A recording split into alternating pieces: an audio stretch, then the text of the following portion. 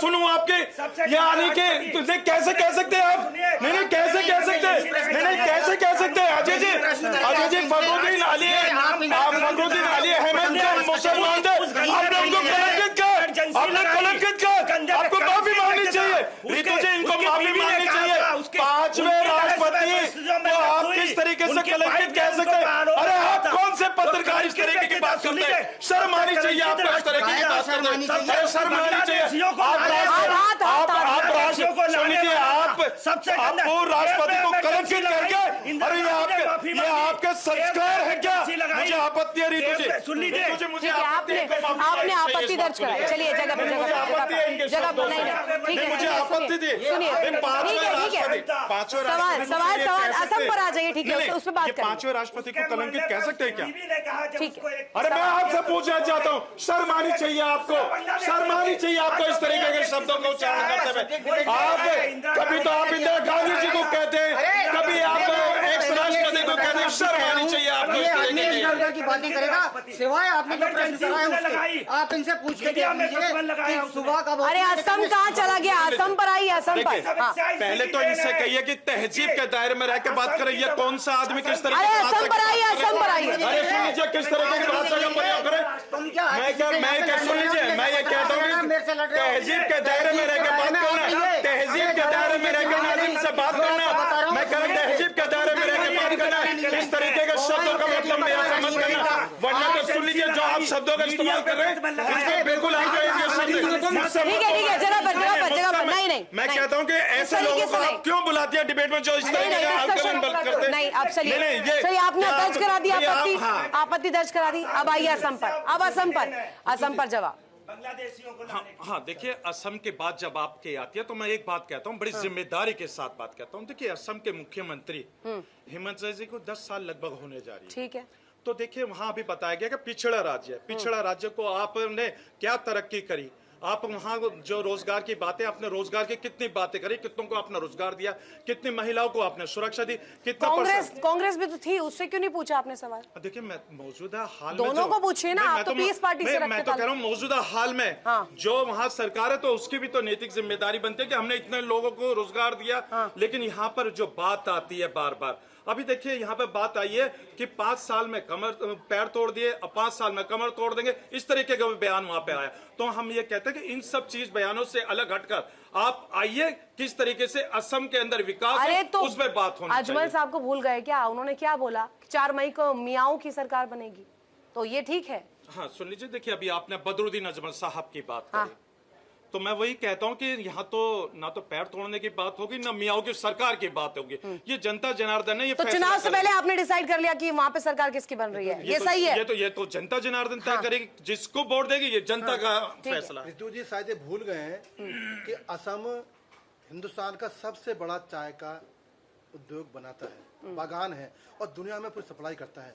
ये भाजपा सरकार में हो पाया है। आज उनका उद्योग डबल हुआ है।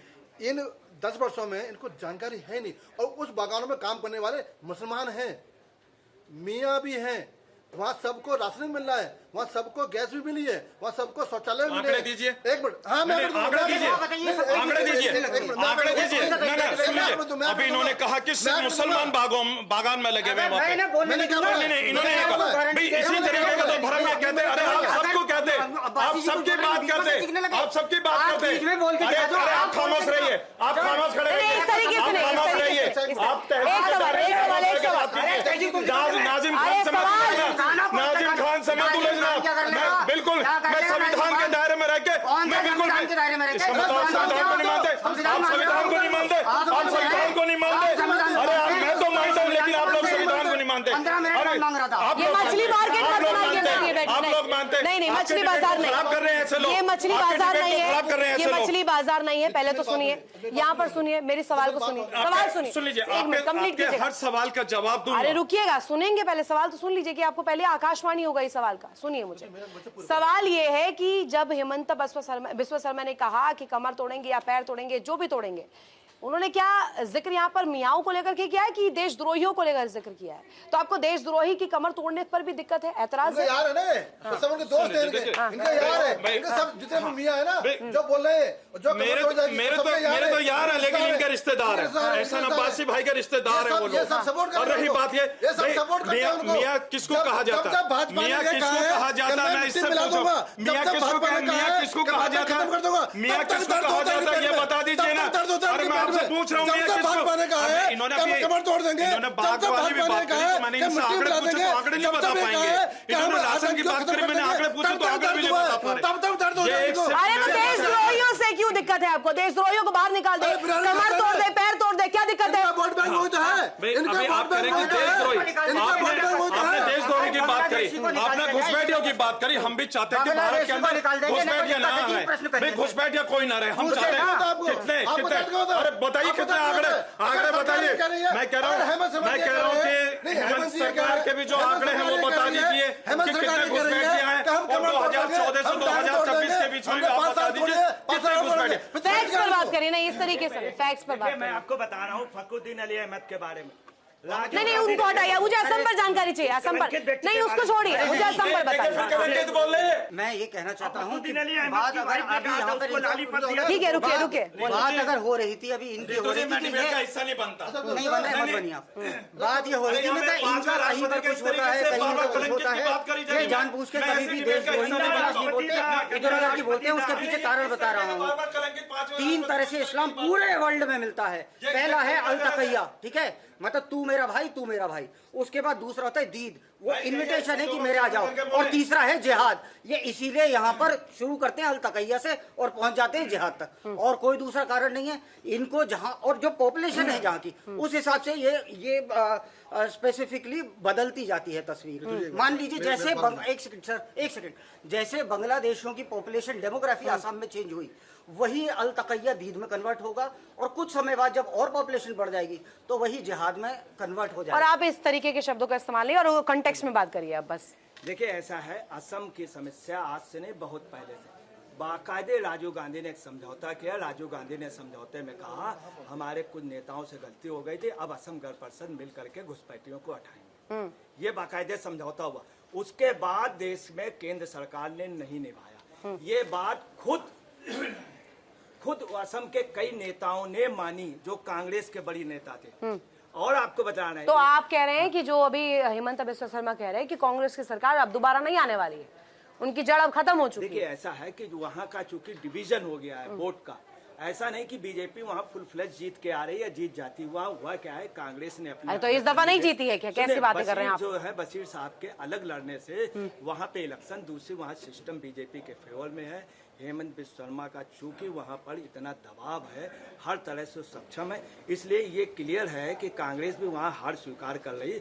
उस तरह से लड़ाई में दूसरे बदरुद्दीन साहब को कांग्रेस ने उसने तवज्जो नहीं दी है। बदरुद्दीन भी वहाँ का बॉस लीडर है, पर वो तो ओवैसी के साथ ताल मिला रहे हैं। मुझे ये बताइए, कानूनी पहलू क्या कहता है?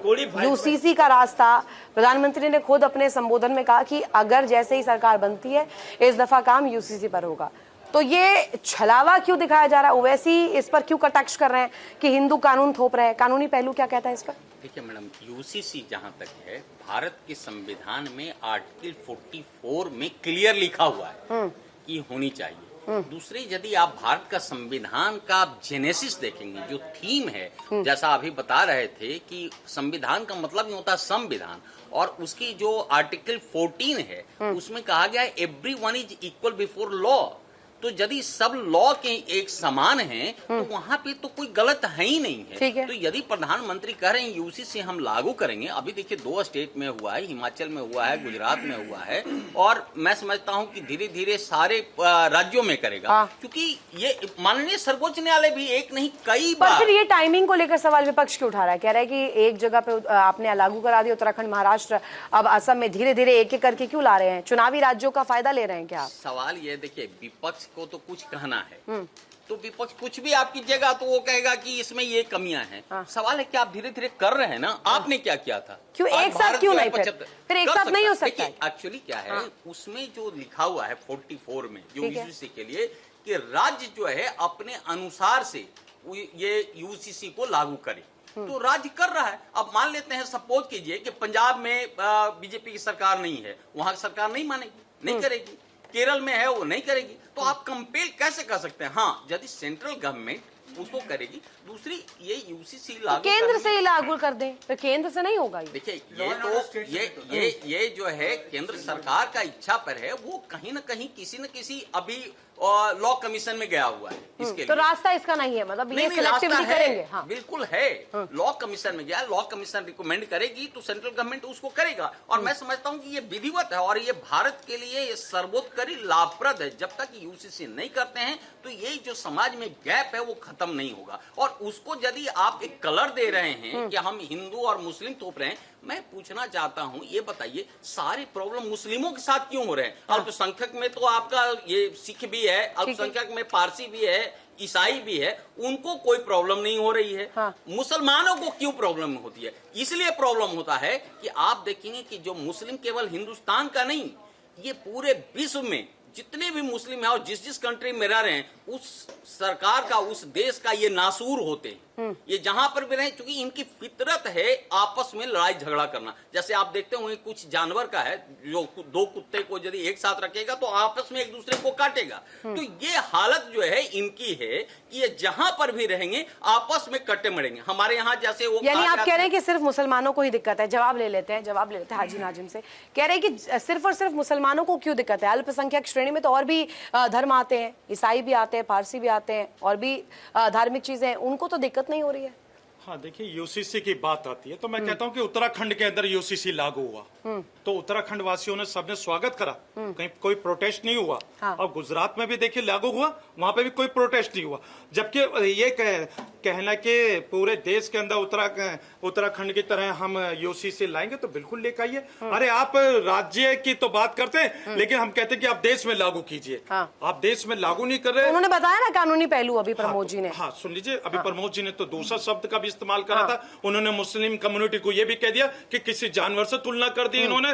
तो मैं भी तो ऐसे ही कर सकता हूं कि जो ये वकालत करते हैं, तो मैं भी इसी तरीके के तर्क दे सकता हूं। लेकिन ये मेरा मजहब इस्लाम, मेरे संस्कार मुझे बताते हैं कि इस तरीके का मैं तर्क ना देकर, क्योंकि जो तर्क इन्होंने दिए, इन्होंने मुस्लिम कम्युनिटी को टारगेट करे एक ऐसे शब्दों को बोलकर। और रही बात ये कि 1867 के अंदर गोवा के अंदर पुर्तगालियों का यूसीसी कानून अब भी लागू है। 1961 में गोवा को हमने अपने अधीन कर लिया, लेकिन पुर्तगालियों का यूसीसी कानून अब भी लागू है। भाई पहले वहां तो खत्म कर दीजिए। जवाब नहीं, देखिए, वो यूसीसी कानून तो एक ही है, पुर्तगालियों का हो चाहे किसी का हो, 1963 से। तो आप प्रमोद जी की बात से इत्तेफाक रख रहे हैं? उन्होंने जो कहा मुसलमानों को लेकर के। नहीं, मैं उस बात से पूरी तरह संपूर्णतः इत्तेफाक नहीं रखता, लेकिन हाँ, इतना जरूर इत्तेफाक रखता हूं कि आप विश्व का कोई भी कोना देख लीजिए, लड़ाई का एक पहलू ये लोग जरूर होंगे। ये कभी भी संपूर्णतः खुश नहीं होंगे।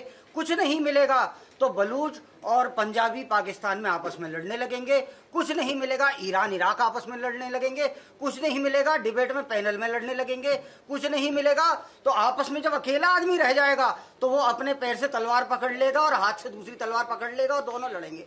एक ही आदमी। ये अलग ही अलहदा आपने जो है वो बता रहा हूँ, जो मान रहा है। अब जहाँ पे ये बता रहा है कि सबको खत्म कर दो, जहाँ पे बताया जा रहा है कि गजवा हिंद हो, ये गजवा हिंद का तरीका है। ये यूसीसी आने से दिक्कत क्या हो रही है आपको पता है?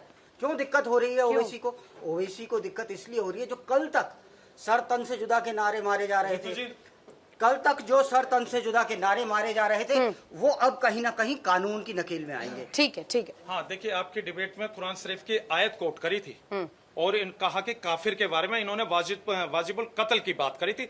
गूगल खोल के इनसे सर्च करवाइए वाजिबुल कत्ल का मतलब क्या, करवाइए इनसे। ये सिर्फ और सिर्फ एक नैरेटिव सेट करते हैं इस तरीके का। मैं वही कहता हूं कि अधूरा ज्ञान हमेशा नुकसानदायक होता है। मैंने कहा वाजिबुल कत्ल का बताइए ना। अरे बताइए ना, आपने अरे पूछिए वाजिबुल कत्ल किसे बोलते हैं, बताइए ना।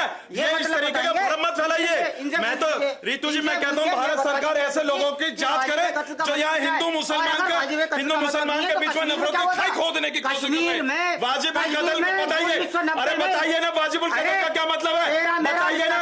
अरे मैं तो आपसे पूछना चाहता हूँ, अभी इन्होंने बोला ना आपके आपके सामने? पूरे कश्मीर में इन्होंने बोला गया वाजिबुल था। कत्ल का साढ़े मतलब 3 लाख वो कश्मीरी कहा, अपने तो ही मैं पेट पूछना में चाहता हूँ गूगल से विस्थापित पढ़ हो के गया। बताइए, अरे गूगल बताइए भाई कहाँ लिखा? मैंने तो नहीं पढ़ा, मैं मैंने पूछना किताब चाहता हूँ पढ़ी इनसे, है। इन आदमी मैं ने कुछ पूछना पढ़ा चाहता हूँ नहीं। इनसे ये भी कहाँ कह रहे लिखा मैंने हुआ कुछ पढ़ा है, नहीं। कहाँ लिखा अगर हुआ पढ़ा- बताइए, मैं कोट तो कीजिए, कह तो रहा अरे हूँ। कोट कीजिए ना। मैं ये तौबा फर्जी है, लोग हैं जो इस मैं तरीके लिखा हुआ है का और मुसलमानों के खिलाफ एक बिल्कुल नैरेटिव लिखा सेट है करते हैं ये लोग। अरे एक और ये नैरेटिव सेट करते एक हैं और मुसलमानों के बताइए, खिलाफ इस तरीके आप से। बता दीजिए ये जिसका जिक्र हो रहा है, जिस आयत का जिक्र हो रहा है, उसमें क्या लिखा हुआ है? शांति शांति मैंने शांति, वाजिबुल कत्ल पूछा, शांति ही सब शांति पूछना, भैया, आप शांति वाजिबुल रखो, कत्ल शांति किसको रखो। बोलते हैं? मुद्दा आपका असम का है तो मैं असम पे बोलूंगा, मैं सब बोलूंगा क्योंकि मैं कुरान का ज्ञाता नहीं हूँ, तो मैं शायद कुरान पर नहीं बोलूंगा।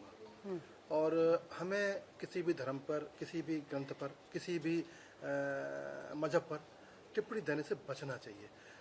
कुछ गलतियां हो सकती हैं, कुछ कमियां हो सकती हैं, इसको नकारा नहीं जाएगा। लेकिन अभी भाई कह रहे थे कि असम ने क्या किया है। असम सरकार ने, विश्वकर्मा सरकार ने DBT पता भी नहीं होगा, 1250 रुपये मिलते हैं, ना हिंदू को छेका जाता है ना मुसलमानों को छोड़ा जाता है।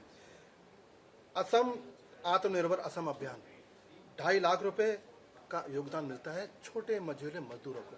गरीब मुसलमान है, ठेली पटरी पर काम करता है, उसको दिया जाता है। सबसे बड़ा अच्छा जो है हमारा जो उनका अभियान है SHG, ये उनकी नई योजना है महिलाओं के लिए सशक्त करने के लिए। और सबसे अच्छी है अमृत अभियान, सबसे अच्छा है। दूसरा शिक्षा के ऊपर सब्सिडी। नंबर बागान की खेती वहाँ होती है। मैं कहना चाहता हूँ नाजिम भाई से और OBC से, जो चिल्लाता है भौंकता है, हर रोज चिल्लाता है, हर रोज चिल्लाता है और सबसे ज्यादा मुसलमानों को बगड़ा रखता है। किसी बागान से सारे तो आंकड़े भी मिल गए आपको। नहीं, इनकी बात पूरी होने दीजिए, फिर मैं जवाब किसी भी दूंगा इस बागान बात से, सारे बागान हमारे हिंदू भाइयों के हैं, सारे बागान हमारे उद्योगपतियों के हैं। वहां पर किसी भी मुसलमान को, किसी भी काम करने वाले को मना किया हो, किसी भी योजना से वंचित किया गया हो, किसी भी किसान को वंचित किया होगा, या किसी भी मुसलमान को नमाज पढ़ने से रोका गया हो, किसी मुसलमान को मस्जिद जाने से रोका गया, किसी मुसलमान को। तो ये पर्सपेक्टिव दे कौन रहा है कि इस्लाम खतरे में है? करेक्ट, ये हमारे बीच में राक्षस पैदा हैं। मुसलमान को खतरा, मुसलमान को खतरा मुसलमान से है, इस्लाम का खतरा अब लीजिए, मुसलमानों से है, मुसलमान किसी को और से खतरा नहीं है। मुसलमानों से किसी और से नहीं है। भाई अभी एहसान भाई ने बहुत सारी योजनाएं बताई, राज्य सरकार की नैतिक जिम्मेदारी बनते कि अपने उस राज्य के हर अभी आवाज कह रहे को- थे क्या दिया? तो अभी आपने अभी आंकड़े कह मांगे, रहे थे आंकड़े क्या दे दिया? दिए। नहीं, अब अभी ये कह रहे थे मीठा क्या मीठा दिया? गपगप करवा अभी करवा ऐसा दो। अब आप सुनेंगे ये सुनाइए दो ना। बातें करते हैं। किसी ये दो बड़ी बातें करते हैं। किसी भी ये दो राज्य बड़ी की बातें अपनी करते हैं। नैतिक किसी में जिम्मेदारी कहा होती है कि अगर कि अपने खतरा है राज्य हमें, की जनता तो को मुसलमान सारी से खतरा योजनाओं है। का लाभ देने अगर के- हमें खतरा अभी है इन्होंने किसी- कहा तो कि इस्लाम 2.5 पे लाख हिंसा मुस्लिम बच्चों को दिए जाते हैं। नहीं, सबको दिया जाता अब है, ये- सबको दिया जाता है। आपका इसमें तो रिकॉर्ड है, गरीब बच्चे, हाँ, आपका मुस्लिम रिकॉर्ड है। हाँ। इन्होंने कहा कि 2.5 लाख के जो मुस्लिम बच्चे उनको दिया जाता, ऑन रिकॉर्ड है इस वाली अब बात मैंने को। बोला जो हाँ, नहीं सुन लीजिए, गरीब है, मैं वही सबको तो दिया कहना जाता है। चाहता हूँ कि मैं ये तो- लोग जो व्हाट्सएप यूनिवर्सिटी का ज्ञान लेकर बैठते हैं, ये डाटा है। अरे व्हाट्सएप यूनिवर्सिटी का ज्ञान लेकर आप लोग बैठते हैं। भाई 2.5 लाख में सिर्फ इन्होंने मुस्लिम नाम बता दिया, मुस्लिम हाँ, बच्चों दिया के। जाता है। मैं कहता हूँ कि अगर उसमें गरीब है, सब- मुस्लिम अभी मैं- मिलेगा। नाजिम गरीब खान ने- मुस्लिम अरे आप ही बता दीजिए सही डाटा क्या है। गरीब है, मिलेगा। अभी नहीं बताएंगे भाई, डाटा सुन क्या है। लीजिए। तो मिलेगा। भाई, अभी नहीं पता डाटा क्या है। भाई, तो नाजिम- बताइए। नाजिम- भाई, नहीं, नाजिम- पता है कोई डाटा? आप इनसे बताइए। डिस्कशन करा था। अरे आप बताइए ना। आप क्यों नहीं बता अरे रहे? आप बताइए हाँ, कि आप करते हैं, भारतीय नहीं करते हो, हो। आप भारतीय नहीं हो। भारतीय नहीं, हाँ, भारतीय तो वंदे बताइए। मातरम, वंदे मातरम। ये भारतीय होने के नाते बोल रहे हिंदी हैं। बोलो ना। हैं? वंदे मातरम। राष्ट्रगीत बोलो। है, राष्ट्रगीत है। इन्हें सुन लीजिए, अधिकार सारे राष्ट्रगीत है, चाहिए। पूरा हमें अधिकार सारे बोलेंगे। चाहिए। ये राष्ट्रगीत पूरा लेकिन- बोलेंगे, मैं सम्मान लेकिन- करता हूँ। अरे लेकिन- राष्ट्रगीत है, पूरा बोलिए। लेकिन नहीं, ये राष्ट्रगीत है, आदमी, ये लोग- मैं इनके साथ ये लाइन टू लोग लाइन इनके बोलूंगा। जैसे लोग अरे बोलिए, आ करके अरे आप बोलिए, सिर्फ राष्ट्रगीत चिल्लाने बोलिए। के, एक तुझे- जोश फैलाने के, इन्होंने अभी क्या कहा, दोबारा राष्ट्रगीत दुनिया का में मैं कुछ सम्मान नहीं करता हूँ। इन्होंने तो कहा ये बोले ना। बोलिए, तो ये राष्ट्रगीत बोलेंगे। नाजिम खान बोलेगा, बोलो। पूरा पढ़िए आपके साथ। नहीं, पूरा क्या? अरे क्यों नहीं? अरे ये क्या बात हुई भाई? अरे ये क्या बात हुई? मैं टीचर ना, हूँ ना। मैं आपको पहले सिखाऊंगा। भाई आपको ये- पढ़ना पड़ेगा तभी तो मैं बोलूंगा। आप अरे बोलिए ना नाजिम- राष्ट्रगीत। नाजिम अरे ये साहब, आप एक्सपोज नाजिम हो गए इस साहब, तरीके आप कल आ जाइए मेरे का पास फर्जी में वाला मत और करिए आप कोचिंग ले लोग। लीजिए। अरे आप फर्जी वाला मत कीजिए इस तरीके का। अगर मैं अपने एहसान भाई से कहूँ तो ये बोल देंगे पूरा राष्ट्रगीत। मुझे फक्र है कि एहसान भाई बोल देंगे, अगर इनसे मैं कहूँ तो नहीं बोल पाएंगे। तो आप भी बोल दीजिए ना, मैं तो आप भी सम्मान दिखा करता हूं। दीजिए। अरे आपकी मैं जिम्मेदारी सम्मान नहीं करता आप है। सुन लीजिए, आपकी मैं जिम्मेदारी बताता नहीं हूं। है। मेरे पीछे पीछे बोलोगे? बिल्कुल बोलिए, हाँ बोलिए। ये सिर्फ वंदे मातरम नहीं बोल सकते यार, जो शख्स यहाँ पे अरे तो आप, अरे ये राजगीत है, ये राजगीत का हिस्सा है नहीं। लड़ाई इसकी है ही नहीं। असम पर आई, असम पर आई। ये एक्सपोज हो रहे हैं ऐसे लोग जो नैरेटिव सेट देखिए, करते हैं देश सबसे के बड़ी अंदर। ताजुब की बात बता दें, इतनी बहस हो रही, इसके पहले अभी NRC आया था। एनआरसी का सबसे ज्यादा विरोध असम में हुआ था। सुन कहाँ लीजिए। है एनआरसी का ड्राफ्ट? एनआरसी का ड्राफ्ट जो था इसके पहले उसके लिए वहाँ पे रायशुमारी की गई थी। एक उस पे आ गया है ड्राफ्ट? अभी आज से कई 8 महीने पहले सबसे ज्यादा विरोध हुआ था। अब भाजपा का वहाँ पे, चूंकि वहाँ पे बांग्लादेशी बहुत ज्यादा है, इसके पहले बांग्लादेश के ही सबसे बड़े आंदोलन वहीं पे हुए। उसी को लेके बीजेपी कह रही है कि अगर हम हुए तो घुसपैठियों को बाहर वंदे मातरम गाएंगे। उसके लिए वो प्रयास भी कर रहे हैं ये बीजेपी सब में गाएंगे कह रहे हैं। क्या होता है सरकार के बाद में, वह मेन मुद्दा इसीलिए बीजेपी कह रही है बांग्लादेशियों को किसी के बाहर कहने पे करो यार, वंदे करेंगे। मातरम और में वहाँ तुम पे क्या है? दूसरी पार्टी कांग्रेस और बदरुद्दीन स्पेशली कह रहे हैं बांग्लादेशियों को प्रश्रय देंगे। इसी बात का डिस्प्यूट है। अगर बीजेपी जीतती है तो शायद इस पे वो बीजेपी काम करेगी और इस बार उनको हटाने के लिए प्रयास जरूर बीजेपी, मगर कितने हटा पाती है भविष्य बताएगी। एक सवाल यहाँ पर ये है कि अगर कहा जाए कि 4 मई को इस बार मियाओं की सरकार असम में बन जाएगी, क्या इस तरीके की बयानबाजी कानूनी रूप में एक्सेप्टेबल है?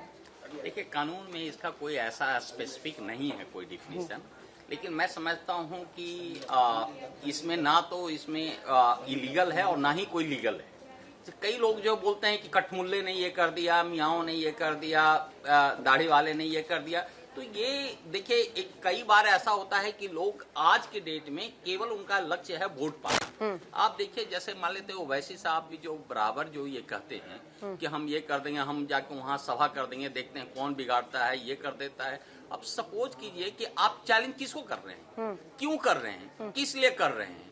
इसका मतलब है कि आप तो दंगे करवाना चाह रहे हैं? निश्चित रूप से है। देखिए, दंगा उनका मकसद है या उनका कुल मकसद जो है वोट पाना होता है, क्योंकि उनको अच्छी तरह से पता है कि भारत के जो भौगोलिक समीकरण में है इस वक्त करीब 2 फाड़ में बटा हुआ है। ठीक है। तो जो बहुसंख्यक जो मुस्लिम है और जो मुस्लिम की कमजोरी को वो अच्छी तरह से जानते हैं, उसका वो फायदा लेना चाहते हैं कि एक वर्ग का जो है हम 100% वोट लें और कुछ जो ऐसे वर्ग हैं जो कि अनपढ़ हैं। ऐसा क्यों है कि उन मुसलमानों को हर दफा एक तरह से एक नैरेटिव वॉर के जरिए साध लेने का प्रयास करते हैं, पोलराइज कर लेते हैं, उन्हें शिक्षित ही नहीं होने देते, उनके विकास के मुद्दों को उन्हें एड्रेस ही नहीं करने देते, उन्हें पूछने ही नहीं देते। उस जनता से ये हक ही छीन लिया जाता है सिर्फ धार्मिक पिच तैयार करके कि यहाँ पर आखिर रीजनल टॉपिक्स है क्या, कौन से वो मुद्दे हैं जिस पर उनको वोट करना चाहिए, उस बटन का इस्तेमाल करना चाहिए जिससे सरकार बनेगी असम में। देखिए, ऐसे लोगों को देश से कोई मतलब नहीं है, ना देश से मतलब है, ना समाज से मतलब है, ना कुछ है। ये लोग बहुत स्वार्थी लोग होते हैं। आप जैसे मैंने अभी बताया था कि कुत्ते का डिफिनीशन आप देखते होंगे, वो क्या होता है, उनको अपने परिवार या उनके अपने बच्चे से भी कुत्तों को नहीं है। आप एक रोटी फेंक दीजिए, एक जो है मीट का बोटी फेंक दीजिए, वो उसके लिए लड़ जाएगा, वो दूसरे को काट देगा, वो अपने बच्चे को काट देगा। देखिए इंडिया डेली 24/7 अब आपकी स्मार्ट टीवी पर। इंडिया डेली मौजूद है सभी डिजिटल प्लेटफॉर्म पर लाइव और लगातार। इंडिया डेली 24/7 हर दिन राष्ट्र को समर्पित।